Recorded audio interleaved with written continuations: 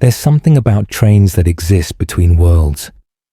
They're metal tubes hurtling through darkness, connecting destinations while existing nowhere themselves. Passengers sit in liminal spaces, suspended between where they were and where they're going, surrounded by strangers whose lives briefly intersect with theirs before diverging forever. And sometimes, on certain routes, at certain times, trains pick up passengers who shouldn't be there, who can't be there, because they've been dead for years, or they exist in times that aren't now, or they're something that was never human at all.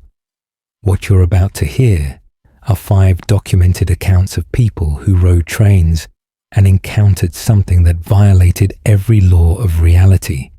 These stories have been verified through ticket stubs, security footage, and the testimonies of multiple witnesses. They're real, they happened, and they're still happening on railways across the world. The first account comes from Emily Carson, a graduate student who was taking the late-night Amtrak from Boston to New York in October 2018. Emily boarded the train at 11 p.m., exhausted after a conference. Looking forward to sleeping during the 4-hour journey. The train was nearly empty, maybe 20 passengers scattered across several cars. Emily found a window seat in a quiet car and settled in with her headphones and a book. The train departed on time, pulling out of South Station into the darkness. For the first hour, everything was normal. Emily read, dozed, watched the lights of small towns flash past her window. Then, somewhere around midnight, the train made an unscheduled stop. Emily looked up, confused. They were in the middle of nowhere. No station, no platform, just darkness and trees on both sides of the tracks. The train sat there, engine idling, for about 5 minutes. Then Emily heard the door at the end of her car open. Footsteps. She glanced up and saw a man enter the car. He was dressed oddly, old-fashioned suit, hat, clothing that looked like it was from the 1940s. But what really caught Emily's attention was that he was dripping wet. Water poured from his clothes, leaving a trail as he walked down the aisle. He was soaked from head to toe, as if he'd just climbed out of a lake. The man walked slowly, looking at each passenger as he passed. Most were asleep. The few who were awake seemed not to notice him. He stopped at the empty seat across the aisle from Emily, and he sat down. Emily could smell him. River water, mud, decay. She pressed herself against the window, her heart racing. The man turned to look at her, and she saw his face clearly in the dim overhead light. His skin was grey. His eyes were milky white, like someone who'd been dead for a long time. And when he smiled at her, his teeth were black with rot. He spoke, his voice wet and gurgling, as if his lungs were full of water. I've been waiting so long for this train. So long. I missed it once, you see. Back in 1947, I was running late, watched it pull away without me. So I jumped in the river, thought I could swim across, catch it at the next stop. But the current was stronger than I expected. I drowned, and I've been waiting at that spot ever since. Waiting for the train to stop, waiting for my chance to finally board. Emily couldn't move, couldn't speak. The man kept talking, water dripping from his mouth. Every night I wait. Most nights the train just passes by. But some nights, like tonight, it stops. Just for a moment. Just long enough for me to get on. And I ride. I ride from wherever it picks me up to wherever my ticket was supposed to take me. New York. That's where I was going in 1947. To see my sister. She's probably dead now too. But I still have to complete my journey. I still have to get there. That's the rule. You can't rest until you finish the trip you started. Emily found her voice. Barely a whisper. You're not real. You're dead. You can't be here. The man's smile widened. "Oh, I'm very real. I'm as real as you are. More real, maybe. Because I'll be riding this train long after you've gotten off. Long after you're dead yourself. I'll still be here, making my journey, night after night after night." The train started moving again. The man settled back in his seat, water pooling around his feet. Emily couldn't take her eyes off him. For the next 2 hours, he sat there, staring ahead, occasionally turning to smile at her with those black teeth. Other passengers walked past without seeming to see him. A conductor came through checking tickets, but walked right past the dead man without acknowledging him. Emily was the only one who could see him. Finally, as the train pulled into Penn Station in New York, the man stood up. He tipped his hat to Emily and said, "This is my stop. I've been trying to reach it for 71 years. Thank you for seeing me. Most people can't anymore, or won't. They've learned to look away from passengers like me. But you saw me. You acknowledged me. That means something. That means you're sensitive to us, the ones who ride between. You'll see more of us now. Once you've seen one, you'll see them all." The man walked down the aisle, leaving wet footprints that faded as Emily watched. He exited the train and disappeared into the crowd on the platform. Emily stumbled off the train in a daze. She tried to convince herself it had been a dream, a hallucination brought on by exhaustion. But the next morning, she did some research. She found a newspaper article from October 1947. A man named Thomas Whitmore had drowned in the Connecticut River while trying to catch a train to New York. His body had been found 3 days later. The article included a photograph. It was him, the man from the train. Emily never took that route again, but she reports that she still sees them, the passengers who shouldn't be there. Every train she rides now, she sees at least one. People in old-fashioned clothes. People who look wrong. People who smell of death and decay. They board at stops that don't exist. They sit in empty seats. They complete journeys they started decades ago. And only Emily can see them, because she made the mistake of acknowledging one, of seeing what everyone else has learned to ignore.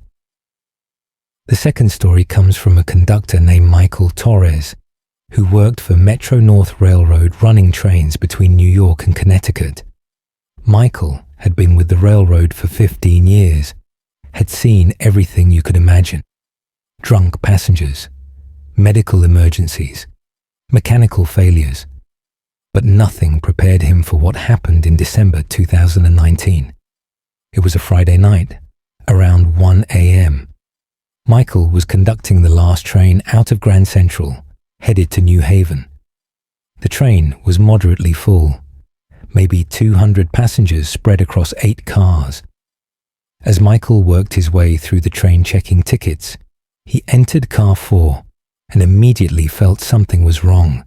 The temperature had dropped. His breath was visible in the air. The car was silent even though there were at least 30 people sitting in it.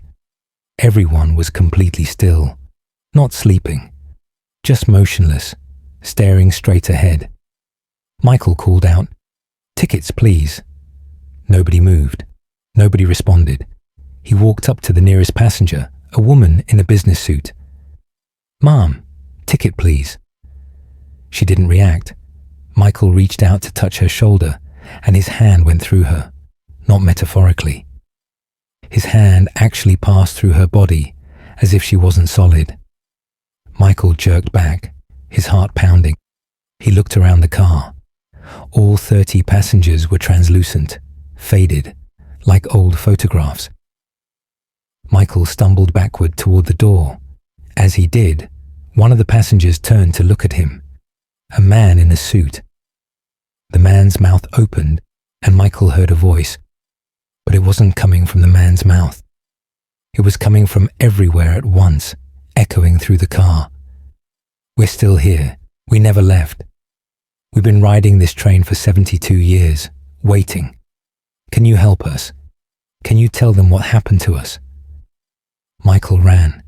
He burst out of car 4 and sealed the door behind him. He radioed the engineer. "We have a situation in car 4. Don't let anyone enter that car. We need to get to the next station immediately." The train continued to New Haven. When it arrived, Michael reported what he'd seen.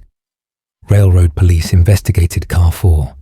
They found it empty, completely empty. No passengers, no sign anyone had been there.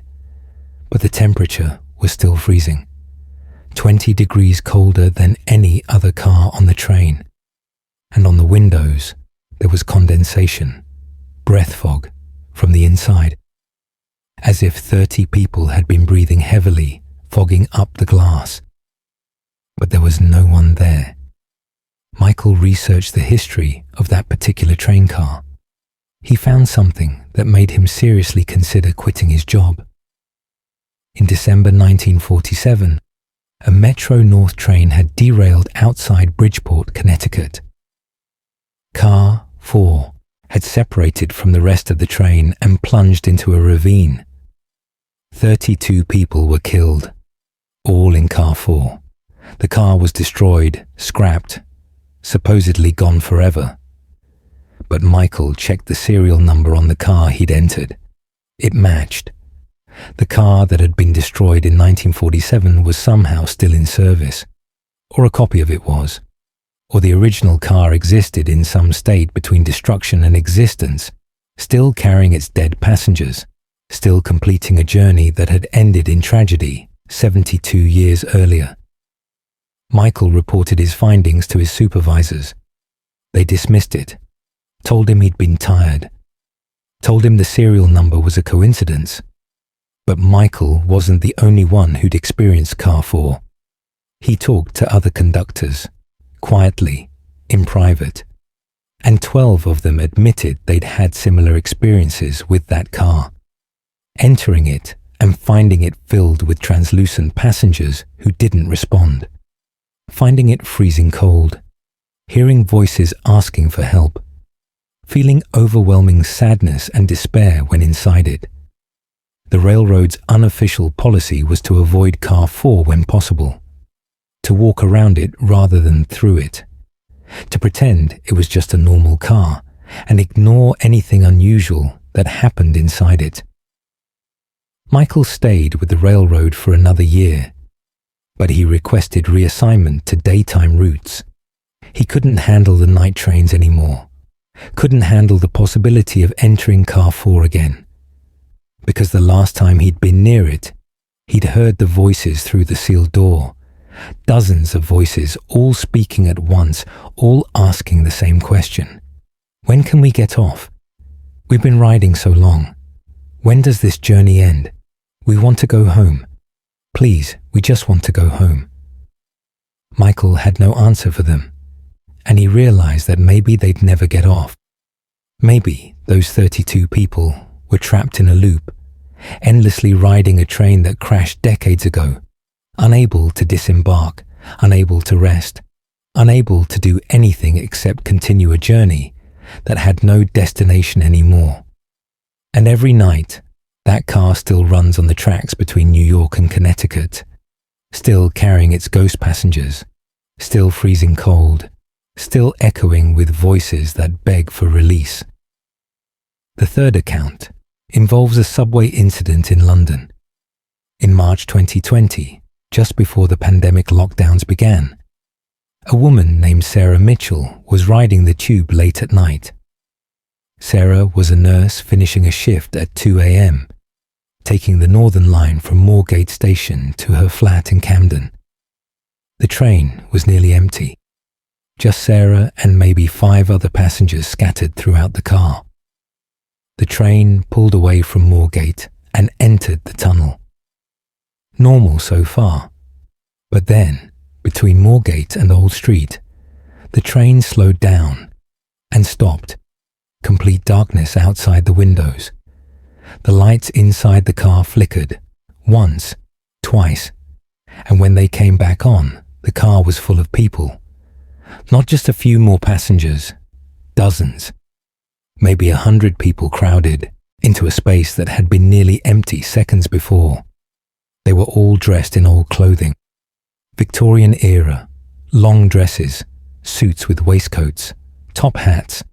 They were translucent, but Sarah could see them clearly, and they were all injured.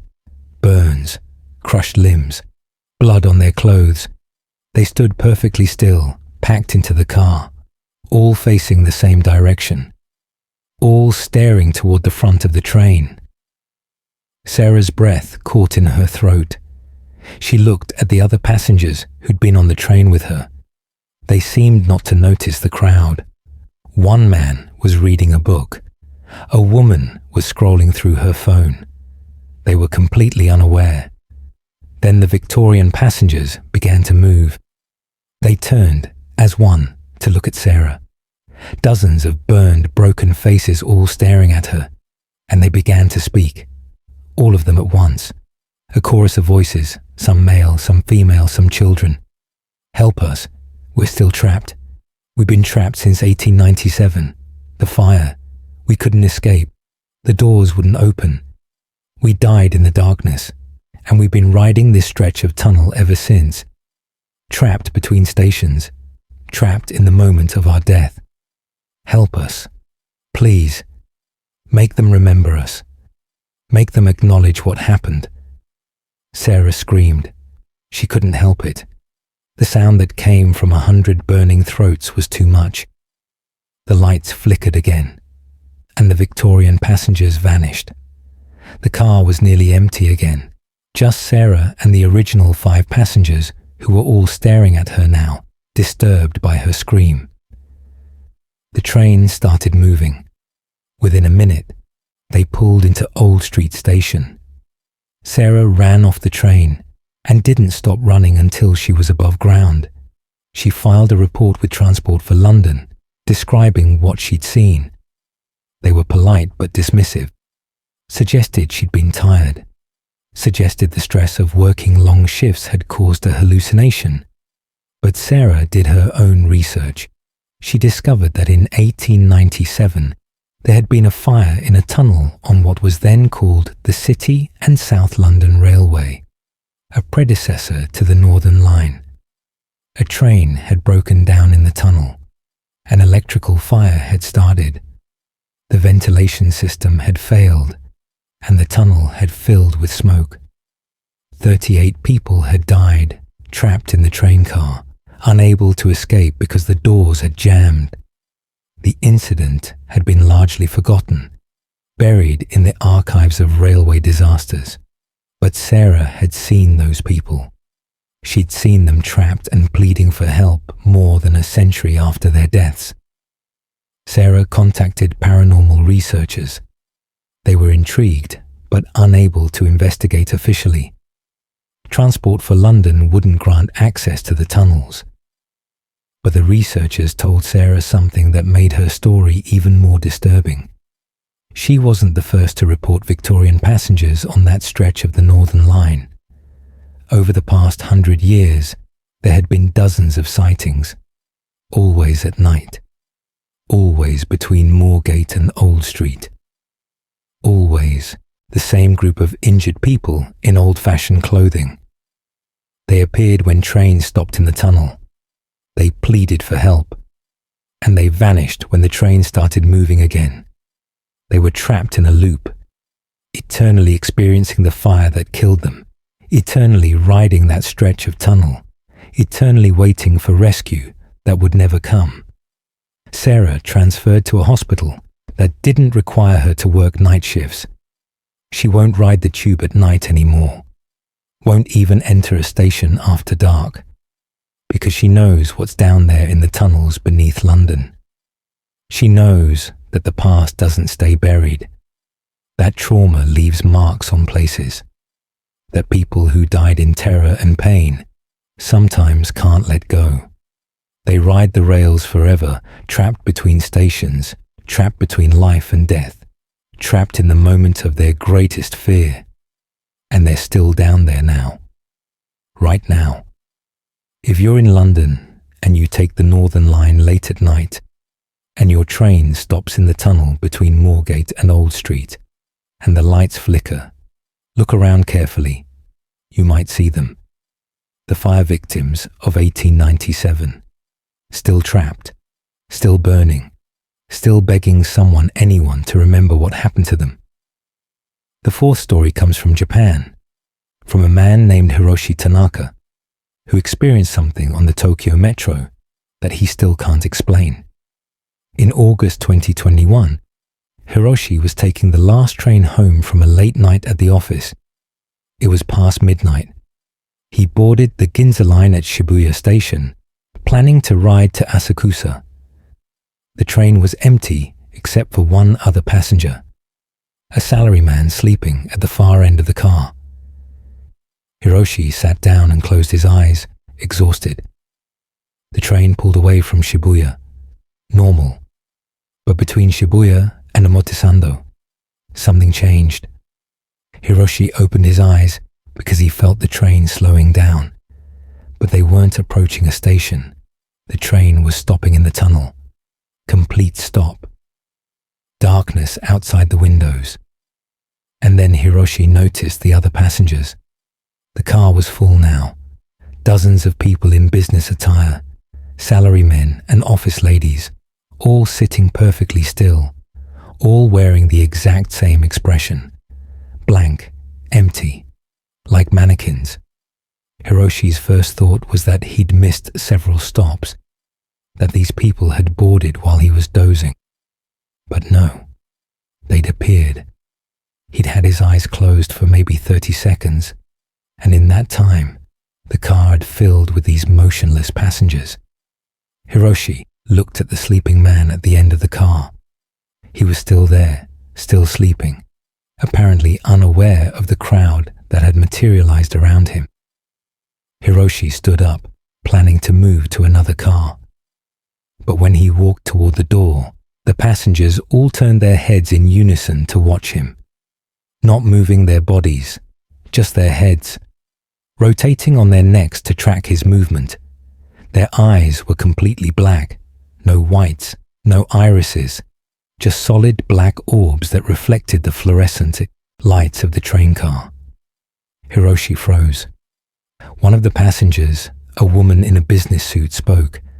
Her voice was flat, emotionless, mechanical. "You should not be awake. You should be sleeping, like him." She gestured to the sleeping salaryman. "It's easier when you're asleep. You don't see us. You don't remember. But you're awake. You're seeing. That complicates things." The other passengers began to stand, all of them moving in perfect synchronization, rising from their seats as one entity. They faced Hiroshi. The woman continued, "We ride this train every night. We have no choice. We died on this line. Suicides, most of us. Jumped in front of trains. Some of us had heart attacks on platforms. Some collapsed from exhaustion after too many late nights at the office. We died in the Tokyo Metro, and now we're part of it. Trapped in the system, riding the trains forever, maintaining the routine we had in life, commuting eternally." Hiroshi backed toward the door. "Let me leave. I don't want to be part of this." The woman tilted her head, that same mechanical movement. "You're already part of it. You work late every night. You take the last train home. You're exhausted, burning out. Soon you'll be one of us. Soon you'll collapse on a platform or step too close to the edge or just fall asleep and never wake up. And then you'll ride with us. Forever. Commuting through eternity. It's what happens to people who give everything to their jobs, who sacrifice their lives for work. The train claims them." The passengers began moving toward Hiroshi. Slowly, in formation. He grabbed the door handle and pulled. It wouldn't open. The doors were locked. He was trapped in the car with these things wearing human faces. Then the train started moving again. The lights flickered. and the passengers vanished. Instantly, the car was empty again, except for Hiroshi and the sleeping salaryman. The train pulled into Omotesando station. The doors opened. Hiroshi ran. He exited the station and took a taxi home, something he couldn't really afford, but didn't care. The next day, Hiroshi went to a doctor, got a full checkup, was told he was severely exhausted, borderline burnt out, and needed to reduce his working hours. Hiroshi took the advice, started leaving work earlier, stopped taking the last train, because he understood the warning he'd been given. Those passengers were showing him his future, showing him what happened to people who worked themselves to death in Tokyo's brutal corporate culture. They became ghost commuters, forever riding the trains, forever going through the motions of a life that had consumed them. Hiroshi researched the Tokyo Metro and found that suicide rates on the lines were among the highest in the world. Hundreds of people died every year in the system, and while most were documented, there were stories, urban legends, about the ghost trains that ran on backup tunnels, about cars full of dead commuters that appeared on normal trains late at night, about the salary men and women who died from overwork and continued commuting anyway because that's all they knew. Hiroshi quit his job 3 months later, moved out of Tokyo, started a new life in a smaller city with better work-life balance. He won't ride subways anymore. Any subway, anywhere, because he knows that beneath every major city, in the tunnels that connect stations, there are passengers who never stopped riding, who died in the system and became part of it, who continue their commutes long after their bodies have been removed from the tracks. The trains keep running, the dead keep riding, and if you're on a late-night train and you find yourself surrounded by passengers who don't quite look alive, who move in perfect unison, who have eyes like pools of darkness, remember Hiroshi's warning. Get off at the next station, change your route, change your life, because those passengers are showing you your future if you continue down the path you're on. The fifth and final story connects all these accounts because it suggests something disturbing about trains and the dead. In 2022, a paranormal researcher named Dr. Elizabeth Warren studied ghost train phenomena across 6 countries. She documented over 300 incidents similar to the ones you've heard, and she developed a theory that explains why trains seem to attract or create these supernatural occurrences. Dr. Warren believes that trains exist in a state of perpetual liminality.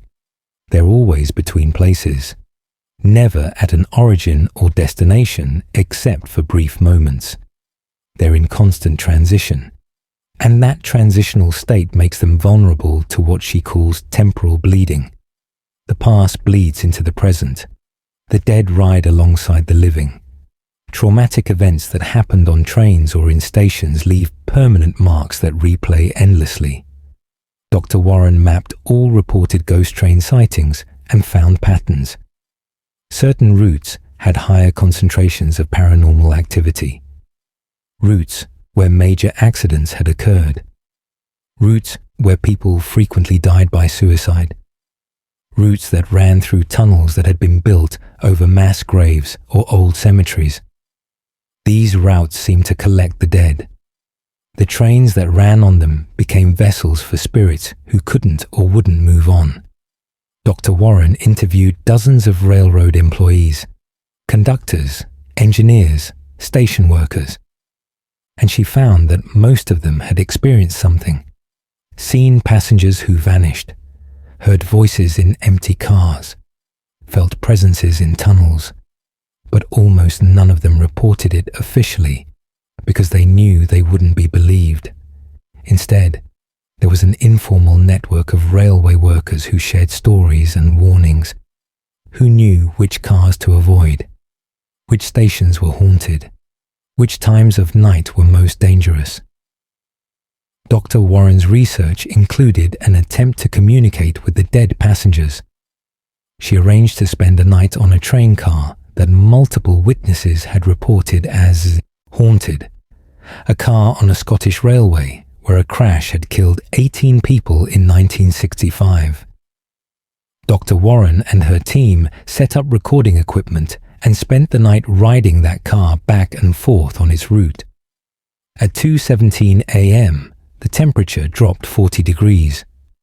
The recording equipment captured voices, dozens of them, speaking in Scottish accents, asking where they were, asking if the crash had happened yet, asking if they were dead. Dr. Warren tried to communicate. She explained that they had died, that decades had passed, that they needed to let go of the train and move on. The voices became agitated, angry. One voice, loud and clear on the recording, said, "We can't leave. Don't you understand? We're part of the train now. We died here. Our energy, our consciousness, it's bound to this metal, to these tracks, to this route. We ride it forever because we're trapped in the moment of our deaths. Time doesn't move forward for us. We're stuck, repeating the same journey, over and over. And there's nothing you can do to free us, nothing anyone can do." Dr. Warren's equipment malfunctioned after that. The voices stopped. The temperature returned to normal, but the experience changed her understanding of ghost trains. She realized that the dead weren't haunting the trains by choice. They were trapped, bound to the vehicles and routes where they died. Their consciousness had become entangled with the physical structure of the railways. They were passengers forever, unable to disembark, unable to rest, unable to do anything except continue riding in loops that had no end. Dr. Warren's final report, which has been widely circulated in paranormal research circles, concluded with a warning. She wrote, "Railways are different from other forms of transportation. They're fixed routes. The trains follow the same paths day after day, year after year, century after century. They create grooves in reality, worn paths where the boundary between past and present grows thin. And those paths collect the dead. Every person who dies on a railway becomes part of its eternal passenger list. They ride forever, trapped in the grooves, trapped in the loops, trapped in the liminal space between stations. If you ride trains frequently, especially at night, remember that you're sharing those cars with more than just the living. You're riding with centuries of the dead, and they're all still trying to reach destinations they'll never arrive at." These are 5 accounts from horror trains, and if you ride railways regularly, pay attention to your fellow passengers, especially during late-night journeys. Notice if someone boards at a stop that doesn't exist. Notice if someone is wearing clothing from the wrong era. Notice if someone looks translucent or smells of decay or has eyes that don't quite look human. Because those passengers are real. They're there. They're riding alongside you. They're trapped in journeys that never end. And sometimes they notice when you notice them. Sometimes they try to communicate.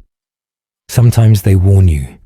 And sometimes they try to pull you into their endless ride. So when that person in old-fashioned clothing sits down next to you, when that translucent figure walks past your seat, when that voice whispers in an empty car, remember what you've heard here. Don't engage. Don't acknowledge. Don't let them know you can see them. Because once they know you can see them, you become visible to all of them. Every ghost on every train, and they'll find you. On every journey, every route, every late-night ride, they'll board your train. They'll sit beside you. They'll try to include you in their eternal commute. And one day, you might board a train and realize you can't get off. That you've become one of them. A horror train passenger, forever riding, forever trapped, forever caught between stations in a journey that has no end.